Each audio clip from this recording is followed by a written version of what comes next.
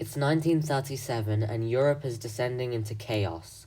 The division of Italy, the Spanish Civil War, and the uprisings and revolts in Germany's neighbors was breaking the peace and creating tension. It was evident that a new war was coming, and it would be even more catastrophic than the first one. By March of 1938, it was clear that Austria heavily depended on the German Empire's mere existence. Almost all of Austria's economy was being propped up by Germany, to the point where they might as well not have been an independent country. Both the German and Austrian governments also agreed that the people of both nations were one, separated only by a mere border. On March 12th, the German Empire made the move, and with a stroke of a pen, annexed Austria, not as a puppet state, but as a part of the Greater Germany. The UK government, who was already not on good terms with the Germans, began growing concerned about the Anschluss of Austria, and took it as a threat of German expansion and an act of German aggression. Similar concerns were also raised in North Italy and France too, who were worried that they could be next, and the three nations began tightening their security and defense. Germany also began getting interested in expansion into Bohemia. In September, British Prime Minister Neville Chamberlain and a few other British and French delegations were sent to Germany to negotiate a peace deal. Once one was settled, Neville went back to London to make his famous Peace for Our Time speech. The deal was not respected for very long, as in March 1939, Germany gave the western half of the country the Anschluss.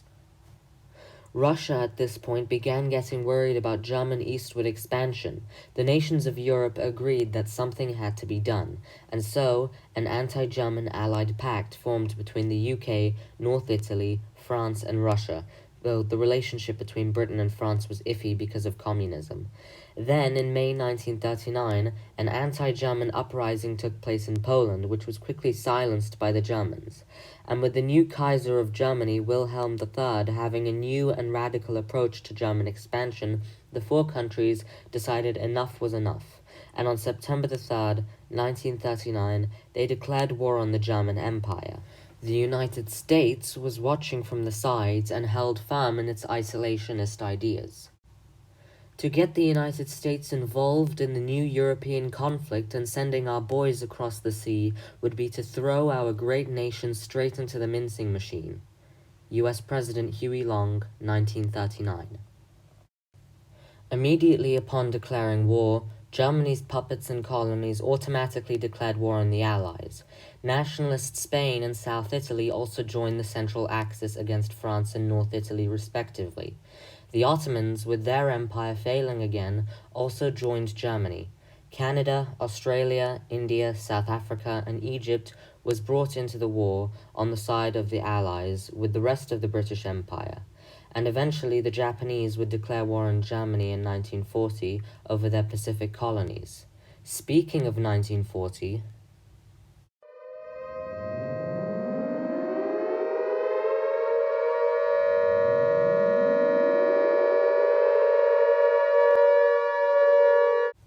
World War II had officially begun.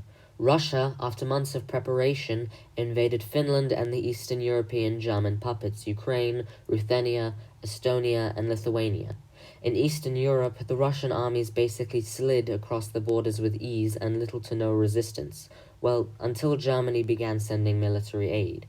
The same could not be said about Finland, who was putting up a massive fight and ultimately humiliating the Russians. Russia's advance in Europe would be slowed with Germany's involvement. Germany's war on France was a piece of cake. With the area that used to be Belgium no longer being a sovereign nation, the Germans could easily avoid the Maginot Line, and thus they invaded France from the north, however met a lot of resistance with the British Army. North Italy was forced to fight a war on two fronts against Fascist Italy in the south and Germany in the northeast. North Italy was nowhere near prepared for war, and would eventually capitulate in May of 1940, ending 12 years of socialist rule in the north. Germany placed a chunk of Italy's northeast under military occupation, while the rest of the north was annexed by the south, reuniting Italy. This also allowed Mussolini to attack France. Speaking of France, the Germans invaded it pretty fast with their powerful military might. By early June of 1940, the British army in France could not take it anymore and evacuated at Le Havre, and on the 20th of June, the French government surrendered to the Germans, ending the Battle of France. France was then divided into 4 zones: German annexed territory, Italian annexed territory, German occupied territory in the north, and a new French puppet government in the south. Germany also invaded Norway in this time. Plans were then drawn up to invade the British mainland in what would be codenamed Operation Sea Lion, and Germany began bombing British bases and cities. The new Prime Minister of Britain, Winston Churchill, then made his iconic "We will never surrender" speech in Parliament, and on September 15th, the Battle of Britain commenced in the skies between the bombers on both sides. Britain just barely came out victorious in the skies, however, and managed to repel the Germans, and Operation Sea Lion didn't prove successful. It's worth pointing out that while this was happening, an entire war was going on in Africa as well. After the fall of France, the exiled Republic of France fought German Middle Africa. Germany was also invading British Nigeria, Kenya, and South Africa. The South Africans put up a good fight, however the Kenyans would soon fall. Italy, wanting to expand into Africa, had invaded Ethiopia by gassing their villages. They had also invaded British Egypt through Libya, however the Italian army proved to be very useless against, well, anyone. Even your own grandmother could take down the Italians, and German and Ottoman assistance had to be brought in. In southern Europe, Croatia, Serbia, and Bosnia had united to form a Yugoslav state hungry for vengeance and joined the Allies. They were soon invaded by the Germans and Italians, and finally, in 1941, anti-Ottoman rebels declared Greek independence from the Ottoman Empire. Again, the Italians took it as free real estate, tried to take it, failed, and Germany had to step in. Meanwhile, in the Pacific, Japan bombed the hell out of Germany's navy and islands and slowly but surely began taking over German territories. Japan had already been expanding in Asia throughout the 30s and began another offensive into China. China naturally joined the Central Axis powers in response to this. Japan had every intention to expand the Greater East Asia co-prosperity sphere. There was one problem, though: the pesky United States of America. Japan feared that with too much inclusion in the Pacific, that the US may declare war and retaliate with their navy. What was the solution to this? Destroy the US Navy, obviously. On the 7th of December, 1941, the Japanese attacked Pearl Harbor, Hawaii, destroying a piece of the US Navy stationed there. The US government was outraged, and Huey Long made his famous speech in Congress in response. The US declared war on Japan, technically putting them on the side of the Central Axis. Huey Long, however, being the isolationist that he was, publicly stated that unless provoked by other nations, they will only join the war against Japan, and only Japan. The UK did not take the attack on Pearl Harbor lightly. Unfortunately, our Pacific allies have committed a mistake, a costly mistake, that threatens to turn the war against us. British Prime Minister Winston Churchill, 1941.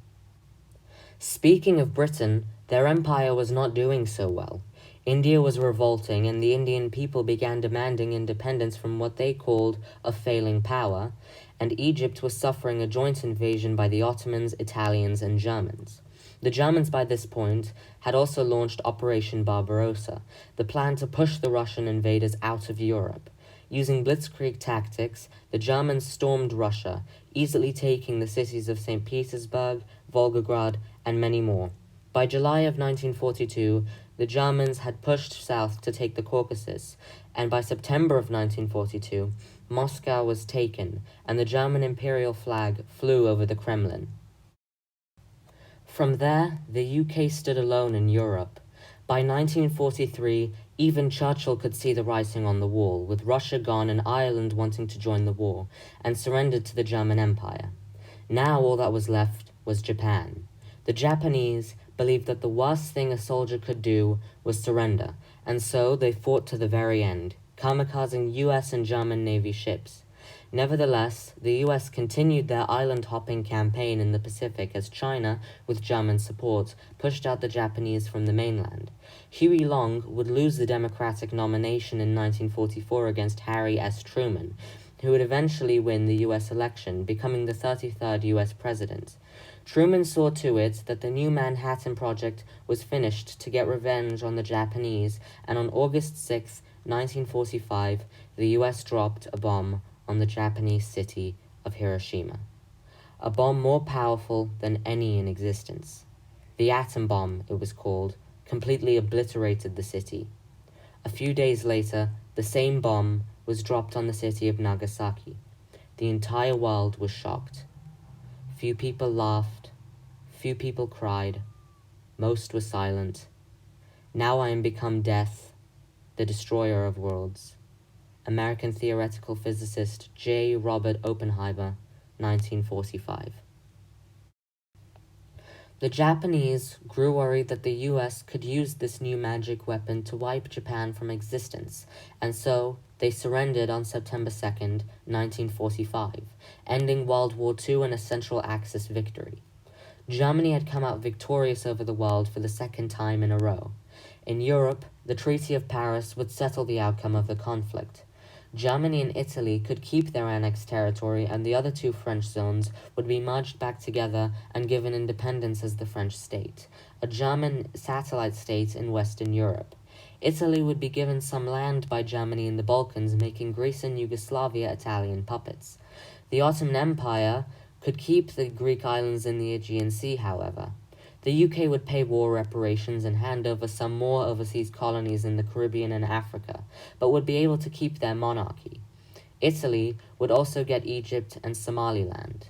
The Ottomans would also get everything east of the Nile. India would declare independence in 1946, however would break apart pretty quickly with the religious boundaries, with there being India, Pakistan, Punjab, Ceylon, Bengal, and Burma as 6 separate countries. The Eastern European nations would expand into Russia, while the rest of Russia would be split into 2. In the west, a new German satellite nation known as the State of Russia, and in the east, the free remnants of the Russian Republic. Germany would also annex the Netherlands, because why not? In East Asia, Indochina would become a German colony. China would gain back Formosa Island, Germany would take back their Pacific territories, and Japan and Korea would be placed under US military occupation. In China, a civil war had broken out between the nationalist Kuomintang under Chiang Kai-shek and the Chinese Communist Party under Mao Zedong. The Germans and Americans supported the nationalists, and just like they did with Russia, they sent aid to them, causing the nationalists to win in 1948, and causing the complete obliteration of the communists and the execution of Mao Zedong. Eventually, Japan and Korea would gain their independence again as separate nations. In 1946, a new worldwide organization was formed called the United Nations, so as to make sure that a war like World War II would never happen again, and for a while, the world was at peace. That was until 1947, when the German Empire tested their first nuclear bomb, meaning the US was no longer alone in the nuclear arms race. In response to this, the US set up a new international union in the North Atlantic to further strengthen defense against the Germans, called the North Atlantic Treaty Organization, NATO for short. This union would consist of the US, Canada, Portugal, the UK, the Bahamas, Panama, and Guyana. This would mark the beginning of the Cold War, but for now, the US economy was booming, and thanks to the nation's use of nuclear energy, a new era of prosperity was up ahead.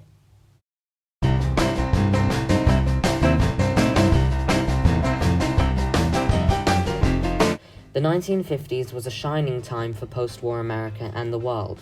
The economy was good, and it was almost like the Great Depression never happened. The world was seeing a wave of new art, music, and literature, with some of the most iconic art and music artists of the time, such as Elvis Presley, Adolf Hitler, and Jackson Pollock. The US began their American Dream campaign, and everything became a lot more colorful. The US had entered World War II as just another nation, and exited it as a superpower. But sadly for America, they weren't the only nuclear superpower out there. The German Empire was building up their nuclear arsenal in a way that was scaring the US government and the CIA. As time went by, many Americans believed that Germany was out to get them. The Germans also realized a rivalry was building up, so what did they do? They keep going.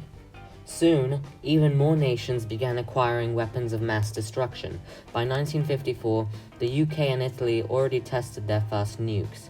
The Americans began growing distrust for their former allies, ushering in the anti-German and anti-imperialist propaganda in America. Earlier in 1953, Dwight D. Eisenhower became US president and promised to keep the growing Germans from gaining the upper hand in the nuclear arms race. The 1950s was also the beginning of new civil rights movements for women and African Americans. Also in this century, the US would suffer a polio epidemic. Meanwhile, in the German territory of Indochina, an uprising occurred in the northern city of Hanoi. This uprising was led by a group of Vietnamese freedom fighters under the rule of anti-imperialist revolutionary Ho Chi Minh, with the intention of kicking Germany out of the region and ending European rule once and for all. With the rising tensions between America and Germany, the US completely endorsed the Northern Rebellion and would later go on to join in against the German occupiers. This was the beginning of the bloody Indochina War, which would go on to take the lives of thousands of young Americans. The Germans realized that the USA and its allies were bad news, and took inspiration from NATO to create the Imperial European Union, or IEU, between it and its European puppets. As Churchill put it, it was like an iron curtain had fallen on the Channel, separating Britain and America from mainland Europe. Over in Arabia, the Ottomans were falling apart. A new wave of Arab nationalism was breaking out, and soon the people in the Hejaz region began asking to leave the Ottoman Empire and join the Arabs. The Ottomans reluctantly agreed in 1955. Armenian and Georgian independence movements were also founded in the Caucasus. They would eventually break free in July of 1956. What was more unfortunate for the Ottomans was that the oil industry was growing in the Arab Peninsula, which they once held, and now the US and Germany were crawling all over the region, trying to ally themselves with the Arab nation. Also, with both the Germans and Americans beginning to research rocket science, the two nations began looking to the sky and the moon, and this is where the space race begins. Both nations had intentions to reach the moon, and both nations were willing to compete to get there first. In August of 1957, Americans across the US were shocked to open their newspapers and learn of the Germans launching the first artificial satellite called Wunder Satellit, and were horrified to see a new shining object flying above the night sky. The Grey Scare was now in full swing, and it was not going to be pretty.